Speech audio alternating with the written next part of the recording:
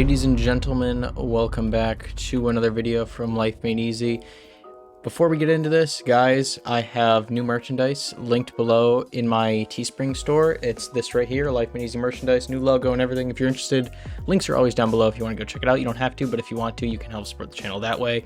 Also, I added a new kit from this website called kit.co. It has a collection of basically everything I use on YouTube, and you can go access it and check it out if you want. I earn a commission since it's all linked through Amazon affiliates program, so if you're interested in that, go check it out. But guys, today I'm going to be walking you through a PC build on PCPartPicker.com that I put together literally today, and I thought I'd share it with you guys. I thought it was a pretty good one, so let's just hop right into it. And if you would be so kind, leave a like and subscribe to the channel, and definitely check out my other two channels, my podcast as well, my gaming channel. Been pretty active overall on those if you're interested in more content in addition to Life Made Easy stuff.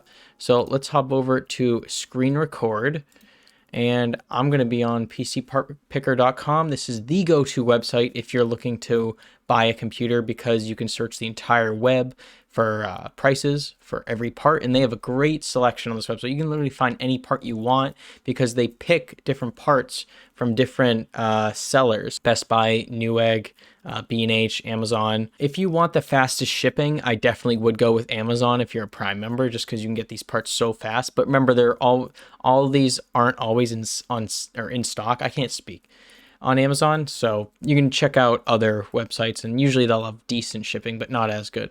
So with this one, I went with an AMD build for the CPU. For the GPU, I was thinking about doing like an RX 580. However, it was extremely overpriced right now because the supply is so low. So for the GPU, I actually went with a 1616 Ti, which is a really solid graphics card that can do a lot of 1080p gaming, and I think you can do 1440p gaming, maybe low settings at like 144 hertz potentially. That's a really good card by NVIDIA. I'd say it's like on par with the RX 580, maybe like an upper tier RX 580, but I'd say it's slightly better. And I was shocked that you could actually even get a 1660 Ti right now. I thought they would be completely sold out, but they're not. All PC parts right now are really limited, and that's why these prices are inflated. And that's why I recommended buying a pre-built in my last couple videos, because sometimes you just can't get your hands on these good parts. So you can either wait or maybe pay a little more, or just buy pre-built, honestly. But with the CPU, I went with something completely outrageous. The CPU costs $500, which I don't think you should pay that much if you're just getting like a mid-level sort of build. This is a bit extreme, and it takes up a lot of the budget, but it's $500. It's a Ryzen 9 3900X, 3.8 gigahertz base clock speed, and it's a 12-core processor. So this thing is going to be insanely future-proof. That you're never going to have any issues with that. Trust me, it's insanely quick. I have the Ryzen 7 3800X. It's 8-core processor, and even that is going to last a very long time.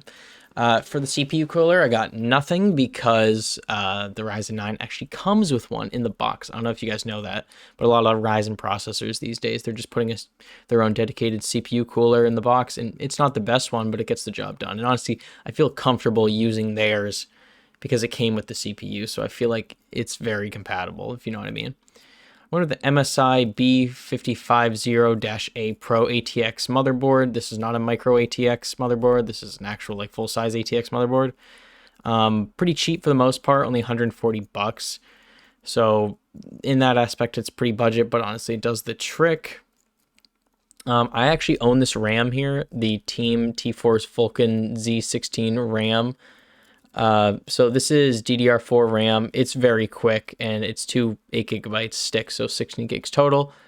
Right, dual channel memory, which is better than just getting one big stick, just like single channel. That's pretty cheap. It's only 75 bucks for all that RAM, which is a great deal in my opinion. In terms of the storage, I wanted to go pretty extreme here. I'm a big storage person because I'm always like creating files from videos and stuff and editing. And I download some games here and there, but I went with a Crucial P1 1TB NVMe SSD. Those are insanely easy to install. They're like a little piece of gum size storage device, and you put it in your motherboard. Super easy to do. And then I went with a 2 terabyte hard drive just because that Seagate Barracuda one is honestly like the best seller ever. It's so cheap and it gives you 2 terabytes of storage and it's 7,200 RPM. So it's pretty quick when it compared to other hard drives for the most part.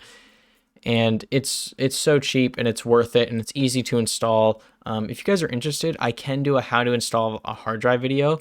I had no idea and I had to like sort of figure it out on my own using a SATA cable. I didn't even know what a SATA cable was, but apparently it's a data transfer cable that you use to plug into your motherboard.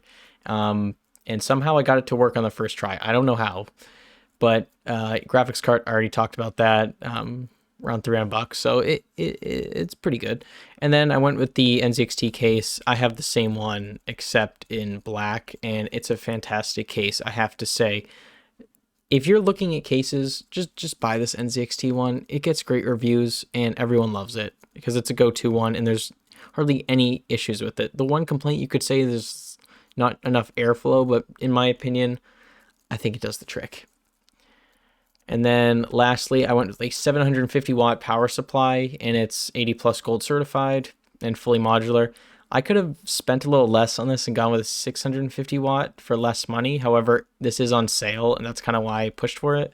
But if you look here, like this is the estimated wattage is only 339 and this is 750. So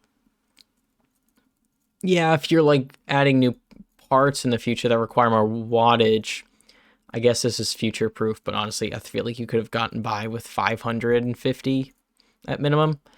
I just wanted to push the boundaries a little, but in total, it's 1350 in total. If you guys enjoyed this build, I mean, I enjoyed making this for the most part. I think it's pretty solid. If you guys have a better one or any recommendations, let me know. Obviously, I already have my PC built right now. This isn't for me. I'm just doing sort of like these build guides for you guys. If you're interested in building a PC, maybe you can take my recommendations and get some of these parts and build it yourself. I recommended this one to a friend actually. So leave a comment down below what you think about this PC. I'd be happy to hear what you guys have to say. And I'll see you guys in the next video. Hope you enjoyed this. Like, subscribe, go check out my other channels, the giveaway, and yeah, peace out.